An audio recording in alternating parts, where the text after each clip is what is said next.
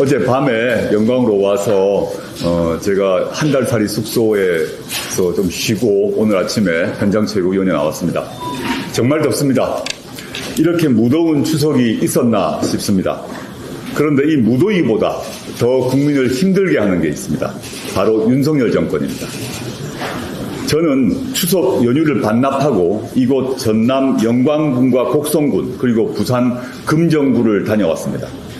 윤석열 정권에 대한 민심은 불볕더위와 달리 아주 차갑게 식어 있었습니다. 부산의 한 택시기사는 제게 이렇게 말씀하셨습니다.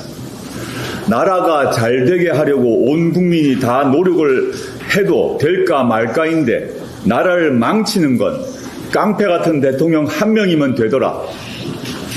이렇게 무더운 것도 윤석열 대통령 탓이다 라는 말까지 하셨습니다. 윤 대통령 배우자 김건희 씨에 대해서도 국민은 울분을 토하셨습니다. 대통령 노름을 한다는 것입니다.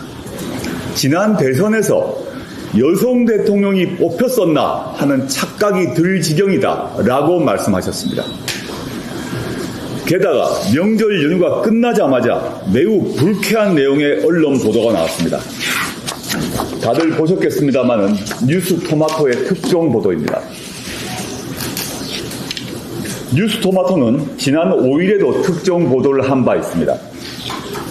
김건희 씨가 김영선 전 의원에게 지역구를 창원 의창에서 김해 갑으로 옮겨 출마하라고 텔레그램을 통해 요청했다는 것입니다. 그런데 오늘 뉴스토마토는 명태균 게이트라는 제목으로 후속 보도를 했습니다. 그런데 명태균 게이트란 이 문을 열면 누가 서 있습니까? 윤석열, 김건희 두 사람이 서 있습니다. 명태균 게이트에 등장하는 명태균이라는 사람이 윤석열 대통령, 김건희 씨와 통화하면서 2022년 6월 1일 재보궐선거 공천에 개입했다는 것입니다. 명 씨가 앞서 5월 9일 윤 대통령, 김건희 씨와 통화해서 김영선 전 의원을 창원 의창 공천을 약속받았다고 합니다. 이 매체는 이를 뒷받침하는 통화 파일이 있다고 썼습니다. 대통령실은 보름 전 보도에서 통화나 텔레그램 연락 사실에는 긍정도 부정도 하지 않았습니다. 김 전 의원은 공천되지 않았다라고만 했습니다. 창원 의창에서는 공천되어 당선되었는데 뭐라고 답할 것입니까? 대통령은 공천 개입하면 안 됩니다. 범죄입니다. 박근혜 전 대통령은 공천 개입 사실이 확인되어 징역 2년형에 처해졌습니다. 당시 윤석열, 한동훈 두 사람이 수사와 기소를 지휘했죠. 대통령 배우자의 공천 개입은 두말할 나위도 없습니다.